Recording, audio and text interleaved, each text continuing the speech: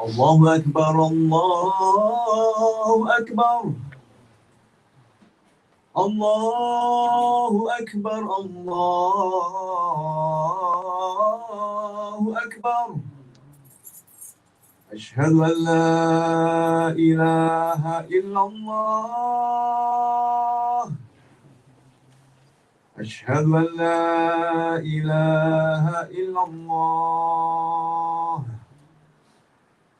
أشهد أن محمدا رسول الله أشهد أن محمدا رسول الله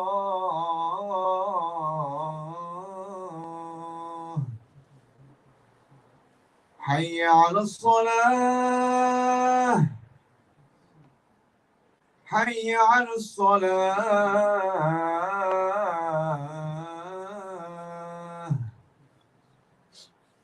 حي على الفلاح حي على الفلاح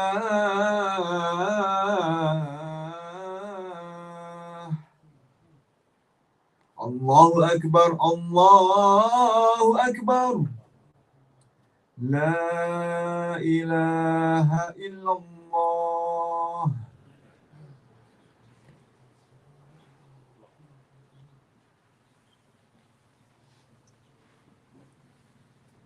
رب اشرح لي صدري ويسر لي أمري واحلل عقدة من لساني يفقه قولي اللهم ثبتنا عند الموت بلا إله إلا الله اللهم اجعلنا من الذين آمنوا وعملوا الصالحات وتواصوا بالحق وتواصوا بالصبر آمين يا رب العالمين. There's a book written by a Jordanian prince of ours, a man of royalty but also a scholar in his own right, a man by the name of Prince Ghazi bin Muhammad. And now, Prince Ghazi has studied at many different institutions, many different fields, both the secular and the religious studies. And one of the many books that he has written is a title called A Thinking Person's Guide to Our Times.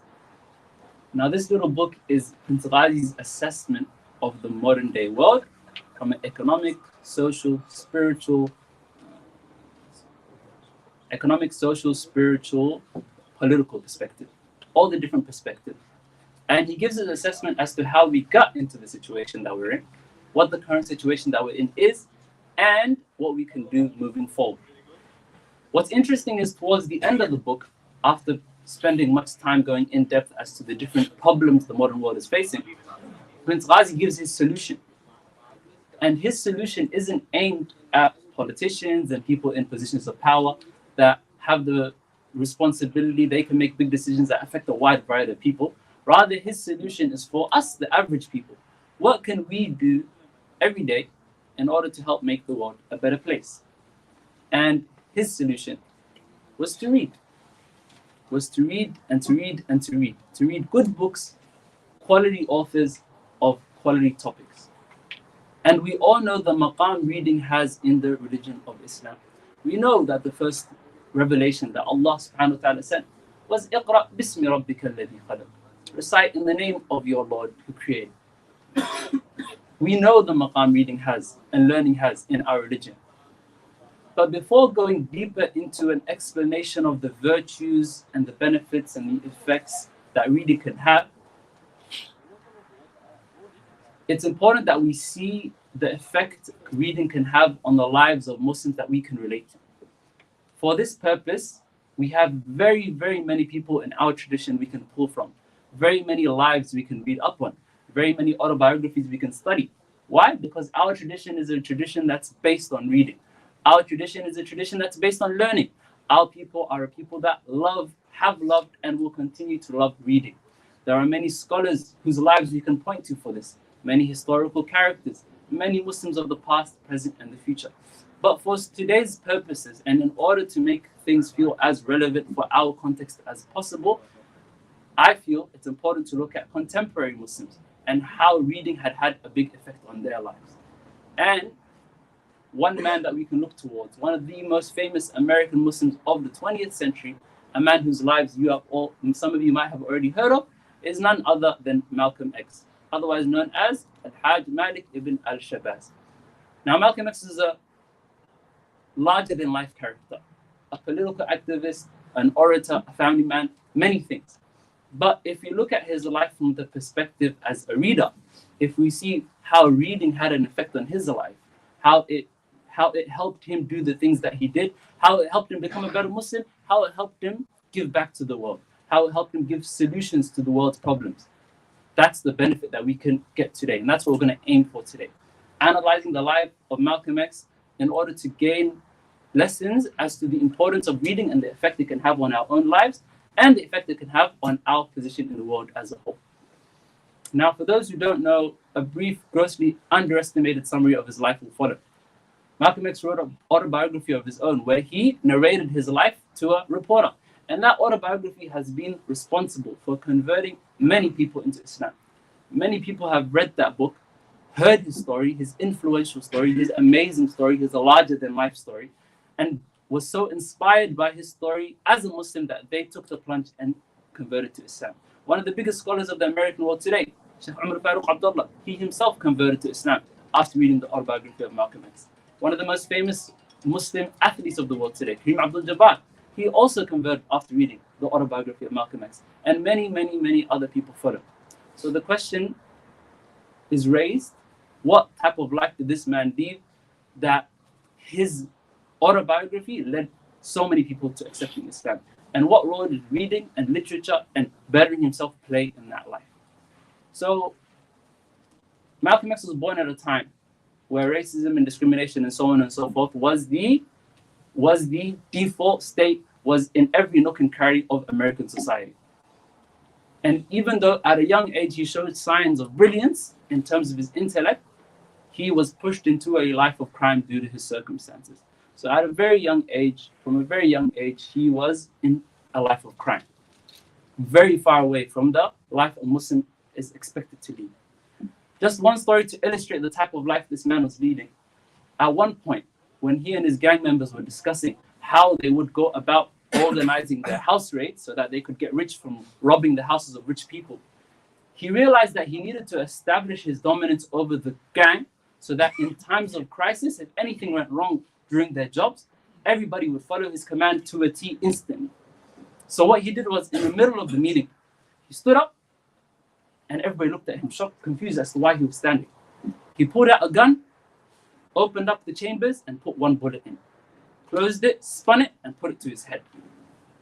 Now, in this circumstance, there's a 1 in 6 chance that the gun that's currently pointed at his head is loaded. And what did he do? He pulled the trigger.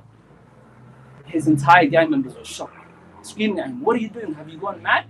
He pulled the trigger, nothing came out. By some miracle, he was fine. And Malcolm says that after that moment, he never had any trouble ever asserting his dominance over the gang. Nobody ever questioned his authority, his leadership of the gang. That's the type of life this man was leading, who later becomes one of the most influential Muslims in the entire Western world. What happened was that certain things happened. He ended up getting caught, ended up getting thrown in jail. And in jail, he tried writing a letter to a man he greatly respected. But that's when he realized the weakness of his language skills. That's when he realized how illiterate he actually was. That's when he realized that he couldn't even put together a letter to send to this man that he admires. That's how weak his skill of language was. All those years on the streets, all those years in a life of crime, he did not read a book at all. His control of language was completely deteriorated. His ability to communicate was lost. So, frustrated, what did he do? He picked up a dictionary, the English dictionary, that huge thick tome that we all see, and he wrote out the entire dictionary, every single word. Why? In the effort to gain control of his literacy once again, in the effort to widen his vocabulary, in the effort to gain some control over the language so that he could communicate effectively. He wrote out the entire dictionary from cover to cover. And then what did he proceed to do after that? He proceeded to work through the jail library completely. He was in jail, he had nothing but time, but he was sending 10, 12, 14-hour days just reading. He had a thirst for knowledge that was awakened during his time in jail. He who had spent a life on the streets in crime, so on and so forth, had discovered the joy of reading. And so he would spend all of his time reading. He read so much so that his eyesight became worse. His eyesight deteriorated. He had to get glasses after that. He read so much so that when the guards would come and it was lights out time, all the different cells would have their lights switched off. He would angle it so that he could read using the light of the corridor. That's how much he read. And when he left the jail, when he was admitted from the jail, he was a completely different man. Before this, he was illiterate to the point where he couldn't put together a single letter. He couldn't write a letter to a man he greatly admired. After he came out, he became a world-class speaker. After he came out, he who had no tertiary education, he who had no university education, he who didn't even finish school, all of a sudden, after spending those years reading like his life depended on it, he came out as what? As a world-class speaker. He was debating professors on the global stage. His debates can still be found today on YouTube and so on and so forth. And you see the level of literacy, the level of eloquence this man had. And he gained that from what? From reading. Later in life, he went on his Hajj and he saw a world completely different to what he had grown up with. He saw all the colors and races of the world eating together, praying together, laughing together, living together in love and harmony. Entirely different from the segregated world he knew before this. It was a ground-shaking event for him. And because of his status as a world-class known speaker, he was honored when he came on Hajj. He got to sit with some of the scholars of the Muslim world. He got to sit with some of the political leaders of the Muslim world. And he was baffled by what he found in terms of the harmony and the brotherhood and so on and so forth. What he found at the city of the Prophet ﷺ, what he found at the Kaaba. He had never experienced something like that before. But the focus for now is on the effect reading had on his life. He went from being nothing more than a street criminal. He went from that to being one who's honored, being one who's effectual. He will speak about the Muslims in a time where very little was known about Muslims in the American world, in the Western world. He became a spokesperson. He became somebody known for Islam. And his iman increased to such a degree that once he came back from his Hajj and attempts on his life began, that his house got fired on, his family got attacked, he was under threat from his life. He was asked, how was he taking it all? And what did he do in response? He pointed out the window to a bird that was flying. And he said, I don't believe that bird is flying without the permission of God. So what do I have to be worried about when people are making threats on my life? That's the level of iman he reached. And we got to ask ourselves, what role did reading and literacy and taking control of language have on his journey? Would he be the same man if he didn't spend all those years reading and writing out the dictionary and growing his literacy skills? And we ask ourselves after that, what effect can reading have on our lives? And how can we look at his life and take lessons from it? What type of books should we pick up ourselves? How should we build our vocabulary and our eloquence? What could we do if we were more eloquent? What could we do if we were better read? What could we do if we gained wisdom from books, good quality books? How could we affect the world? And we ask Allah to grant him al-firdaus al-a'la and forgive his sins.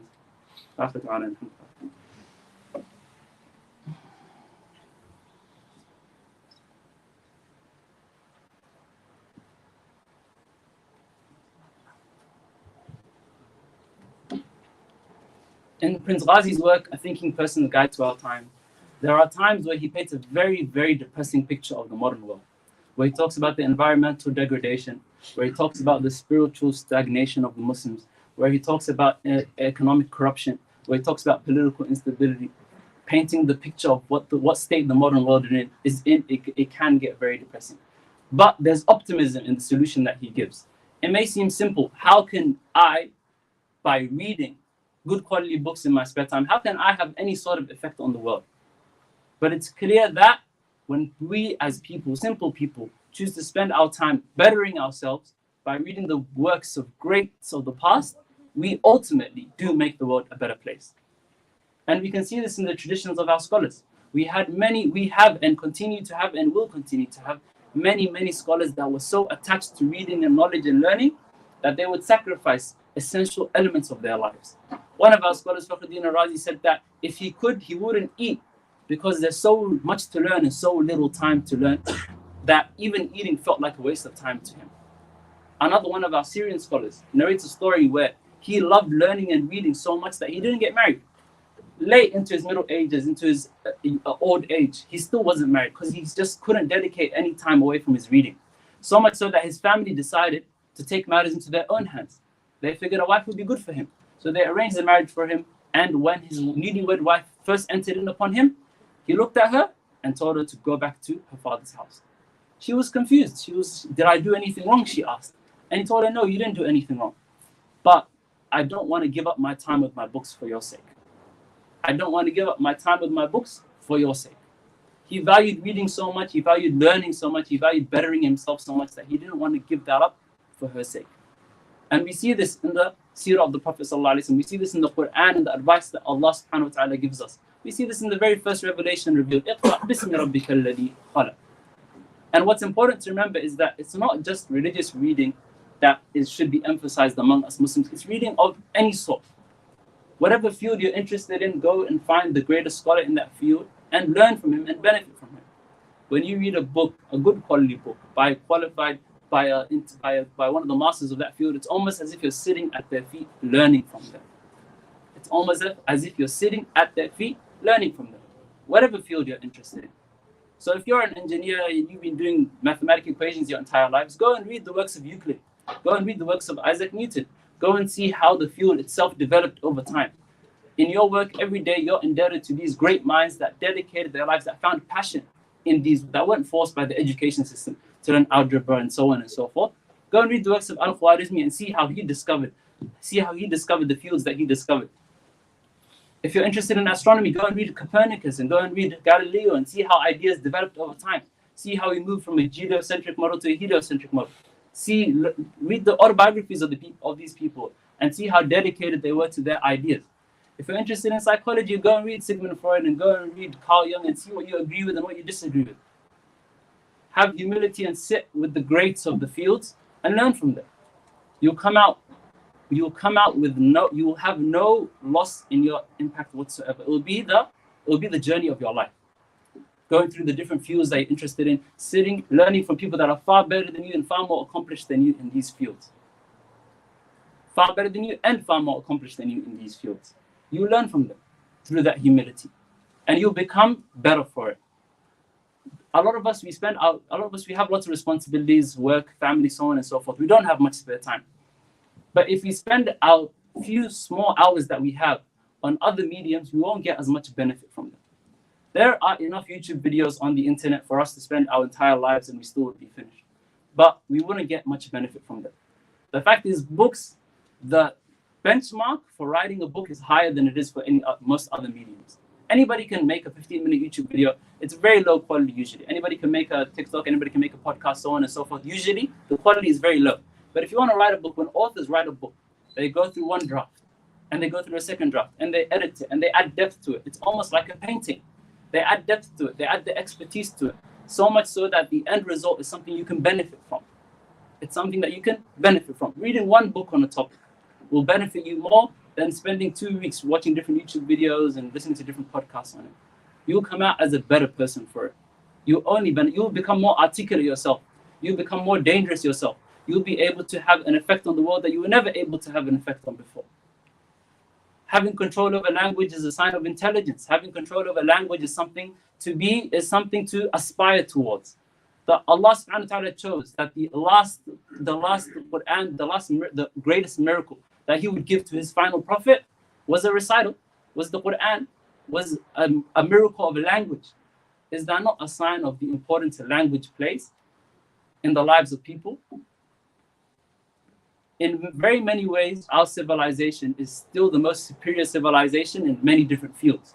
Maybe not the applied sciences, but when one looks at the heights Muslims had reached when it came to language, one is astounded that for centuries we dedicated our time to calligraphy, we dedicated our time to poetry, we dedicated our time to mastering language and the sciences of language.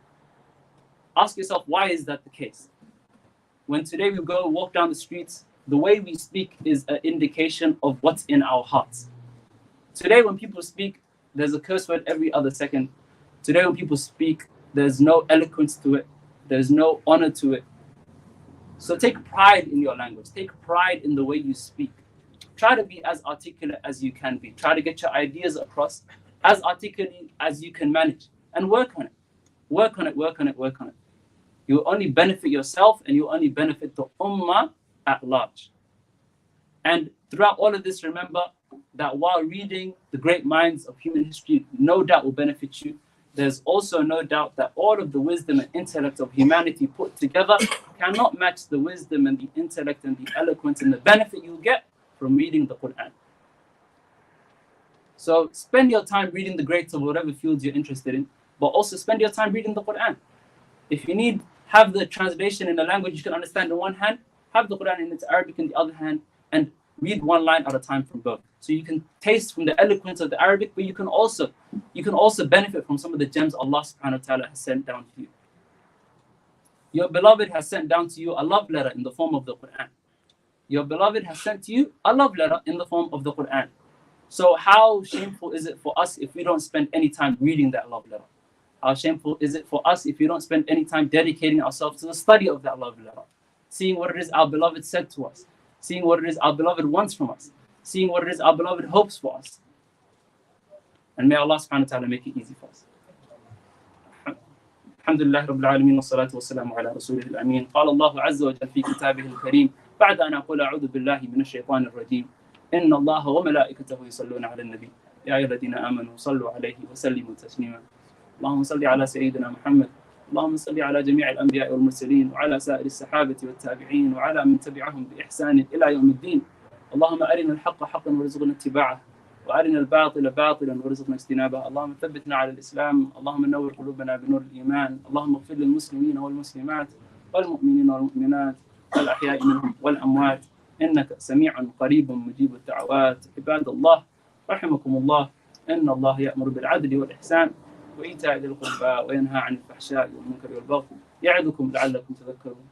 اذكروا الله العظيم يذكركم وادعوه يستجب لكم ولذكر الله تعالى أكبر والله يعلم ما تصنعون. وأقم الصلاة. الله أكبر الله